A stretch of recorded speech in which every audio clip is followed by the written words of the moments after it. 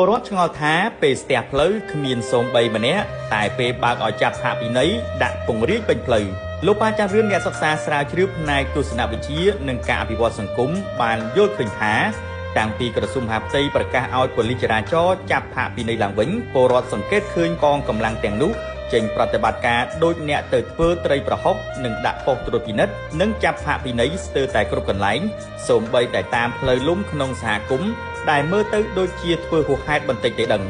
សង្គមត្រូវមានច្បាប់ប៉ុន្តែការអនុវត្តច្បាប់ត្រូវតែមានយុត្តិធម៌លោកបានបន្ថែមថាទស្សនវិជ្ជានេះផ្ទុយពីការបិទផាកពិន័យដែលពលរដ្ឋមិនសូវឃើញមានវត្តមានប៉ូលីសចរាចរណ៍តាមដងផ្លូវឡើយតាមពិតទៅប្រសិនបើប៉ូលីសចរាចរណ៍ចេញសម្រួលចរាចរណ៍តាមដងផ្លូវស្រុះគ្នានិងសកម្មភាពដោយការចេញផាកពិន័យប្រហែលការធ្វើដំណើរមានសុវត្ថិភាពនិងលែងស្ទះផ្លូវវេទនាទៀតហើយហេតុដូចនេះពលរដ្ឋទូទៅចង់បានប៉ូលីសចរាចរណ៍ដែលជួយដោះស្រាយបញ្ហាកកស្ទះចរាចរណ៍ជាជាងចាំតែស្ទះចាប់ផាកពិន័យយ៉ាងណាជុំវិញរឿងនេះផងដែរលោកផែងវណ្ណៈក៏បានបញ្ចេញមតិផ្ទាល់ខ្លួនដែរថាពេលចេញផាកពិន័យកន្លែងណាក៏មានមន្ត្រីចរាចរណ៍ដែរ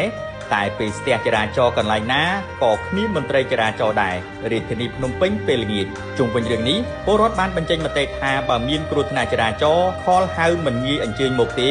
ពេលខ្លះជនរងគ្រោះសម្រួលគ្នាចប់ហើយទើបមកដល់រួចទាលុយផាកពិន័យបើមិនអោយផាកទេប៉ូលីសប្រាប់ថាយកយានយន្តទៅប៉ុស្តិ៍អធិការដ្ឋានរឿងពិតនៃនគរបាលចរាចរណ៍ឡានមិនខុសអ្វីប៉ូលីសចរាចរណ៍មិនត្រូវហៅឈប់ដើម្បីសួរនាំឬណែនាំទេវាជាការរំខានពេលវេលារបស់ប្រជាពលរដ្ឋបើគេខុសហៅទៅ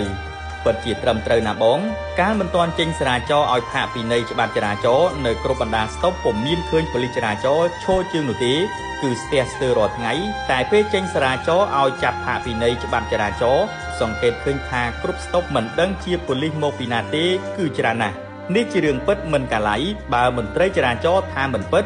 ចាំខ្ញុំអូសដៃឲ្យទៅដល់ទីតាំងស្ទើរគ្រប់កន្លែងពូកែណាស់រឿងចាប់យកលុយតែរឿងសម្រួលចរាចរណ៍ដោយបេះដូងដោយញើសឈាមគឺគ្មានទេ